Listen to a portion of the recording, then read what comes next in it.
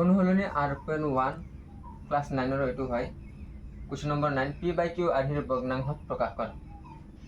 এনেকুৱা অংক কৰিছিলোঁ 1 2 এতিয়া এইটো 3 1ত আছিলে 0.18 1ৰ ওপৰতো বাৰ আছে আৰু 8ৰ ওপৰত বাৰ আছে 2 তাৰপিছত 0.18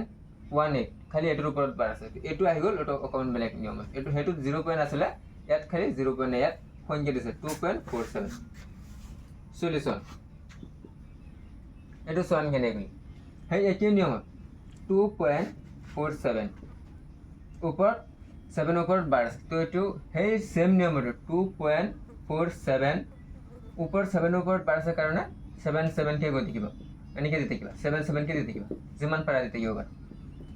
আমি কি ধৰিছিলোঁ x বুলি ধৰিছিলোঁ হয় নে নহয় x = 2.477777 এনেকৈ দি থাকিবা যিমান পাৰা দি থাকিব পাৰা।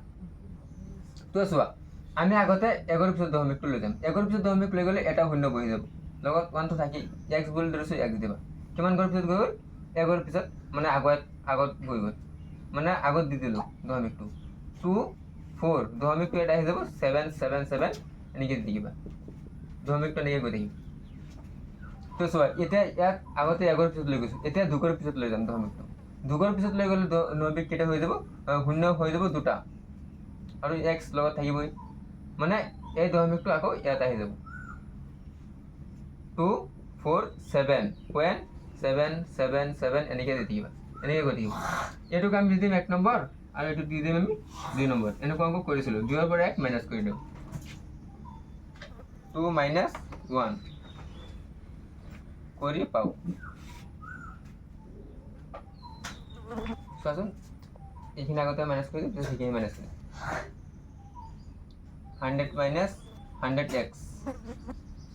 minus 10x = দশমিকৰ আগত চাবা কিমান সংখ্যা আছে আগতে আমি 2 নম্বৰটো কৰিম পিছত 1 নম্বৰ দশমিকৰ আগত কি আছে সংখ্যা 247 মাইনাছ দিবা মাইনাছ আছে মাইনাছ দিবা এতিয়া ইয়াত চাবা 1 নম্বৰ দশমিকৰ আগত কি চিন আছে 24 এতিয়া চোৱা 100টা xৰ পৰা 10টা x গুচি গ'লে 90x = চোৱাচোন 247/24 মাইনাছ কৰাচোন 7 4 5 6 7 8 4 5 6 7 3 ইয়াত কিমান 4 পৰা 2 গ'লে 2 2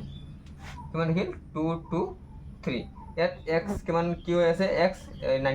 90x লগত পূৰণ হৈ আছে হয় নে নহয় x কিমান দেখিলে সেইপিনে কি হৈ যাব হৰণ হৈ যাব মানে 2 2 3/90 এইটো হৈ গৈছিল তোমালোকৰ এনসাৰ এইটো আছিল।